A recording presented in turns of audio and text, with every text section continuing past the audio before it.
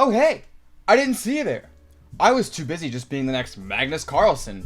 Look at me, beating Martin, this fool. Anyway, while I have you here, let's show you something. Something real cool. Alright, let's click around here. Oh, that's not the right tab. Let's not... Whoa! Here it is. This is a really cool website. Don't you think? And take a look. You too can visit this website at sportspro2023050150.azurewebsites.net. It's quite a mouthful, huh? Anywho, today, for my final project at Cranken, class of 2023, I'm going to be showing you the Sports Pro website. Real quick, before we get into this, I am going to start off by showing you guys the PowerPoint that I've made, that I have so thoroughly crafted up. Spent a lot of time on this PowerPoint. You better enjoy it. All right.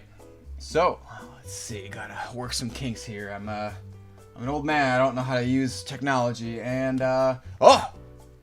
Here we go. All right. This is Database-Driven Web Development 2 Final Project by yours truly. So, we're going to jump right into the meat and potatoes of this. What did I learn? So, in this class, we utilized ASP.NET and MVC. MVC, what does that stand for? You might be asking, like, whoa, this is all this industry jargon I don't know about. Well, MVC is the Model View Controller Format, which basically is short for model, which is data, transferring data, view, which is the front end, what the consumer sees, and controller, which handles all the middleware and the stuff in between that. We also learned about model binding. Very cool. Love model binding. Query strings and custom routes. Yeah. You know that URL that you go to on websites and it's all nice and, you know, oh, /user / your username. That's that. That's those custom routes, baby. And incorporating the entity framework and SQL or SQL into our application. Very cool. Couldn't do a database without it. And we also learned about many database relationships with which you know, I couldn't explain that even if I wanted to. It's tough. It's really tough. But it's cool. All right, so we're going to jump right into it and start with the negative. Always like to end on a good note. So we do negative first, positive next. MVC hurdles. MVC is very organized. Which you might be saying like, whoa, that's not a hurdle. That's like a plus. But hold on. With every model, view, and controller placed inside of its own folder and subfolder. But here's the thing. Navigating through these folders, personally, was a nightmare. At some time, like, so this is it's a medium scope project. Sometimes you would just have folder after folder after folder open, and it just gets to the point where you're like, close it all out. I don't know where I am, and it can just be overwhelming sometimes. I would say compared to JavaScript, ASP.NET has a lot of it just happens syntax. Examples include passing of data, authentication, authorization, and while this can be a good thing in some eyes, I'm the type of person I want to understand what I'm coding and why things work, and sometimes there's just some really weird, oh, this worked because that's just MVC, and it's like, oh, cool. All right, MVC positives. I enjoyed the accessibility and the plug and play of it. A lot of things in MVC that come out of the box are very beginner friendly, and they make things very easy to code from instead of having to code from scratch. You know, if you compare this to the MERN stack, which is something that we did last semester, we had to code roles, permissions, I mean, literally everything from scratch. This literally it took a day, maybe, and was just so much easier to create a role and authenticate. Coming from Visual Studio Code and switching to Visual Studio, while I still prefer Visual Studio Code, was a very smooth transition. And most things were pretty similar, which made leaping into MVC very easy.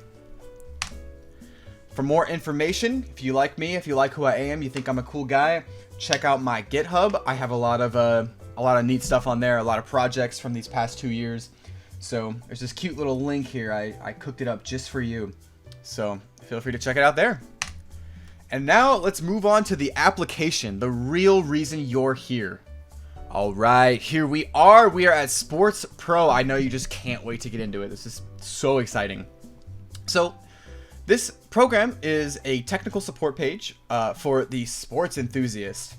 And you might be wondering, you're like, whoa, well, what does Sports Pro do? Well, I got you, my friend. Let me move my camera a little bit. And we got this little register login, but you see this about button and this really cool font awesome icon. Let me show you that there if you can't see it. That's pretty cool. So, let's click on it. Let's see what it's about. It says Sports Pro is sick and helps people like you. Touche, honestly. That's all I need to hear. All right. You see we got a working navigation bar, able to go to the home page if we want. We can go back to the About section, home page. Let's say, we want to make an account. Let's register. All right. Let's see. Let's not use my real name. Let's come up with something a little more devious. Who are we going to pick on today? I'm looking around the classroom, seeing who's actually paying attention. Sam! We're gonna pick on you. Sam Downs. All right. Let's make you here. Let's see. Sam username, Sam Down Boy. Sam Down Bad at gmail.com. Username is going to be Sam Downs. And for testing sake, let's make the password admin123 with a capital A. And boom. Register. And let it load. And oh my god, we're in. We are Sam Downs. Let's move this back here. You can see that we are logged in. It shows our little name here at the top. Very neat. Very neat. All right. So what can we do when we're logged in? Yeah, glad you asked. If you are a user that's logged in and authenticated, you have access to all these pages, the products, the technicians, the customers, the incidents, the registrations. Really cool. So let's start off. Let's go to the products. Let's see what's cooking here. And oh no, access denied. Oh no, whatever will I do? Yeah, turns out that Sam Downs is not cool like that and doesn't have admin privileges. So this website utilizes authentication and authorization, and basically if you don't have permission, you're not able to access these pages. So with that, it's important to show that they only thing they can access is the home screen and the about screen. Very cool. If not, they are denied access. Might be a good idea in the future to add a simple, access denied page, make it a little more user friendly, but this gets the job done. All right, let's log out here and let's get into the actual account. This is admin123. We're gonna say remember me. All right, that rhymed, by the way. So now that we're logged in and we have correct authentication and correct authorization, let's see what's up with products. And boom, here we are. We're in. We can edit, we can delete, we can see all the products we got here. Got Draft 10, we got Team 10, Trendy 10. Ooh, bars. All right, let's say we're feeling special and we want to add a product. What are we gonna add today? Let's see. Let's call it Chess 23, and the name is gonna be Chess Tournament for the Homies, and the price is gonna be $12.99. $10 entry. Let's keep it simple here. Release date for sure at 2:54 a.m. Beautiful. Boom. Chess Tournament for the Homies product was added. We got this beautiful reminder here of what we just added.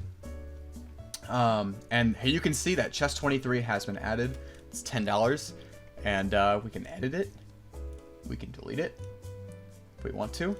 I'm gonna keep it here. I think that's a cool program. Cool thing to have on our products page. All right, moving on. We're gonna have the technicians.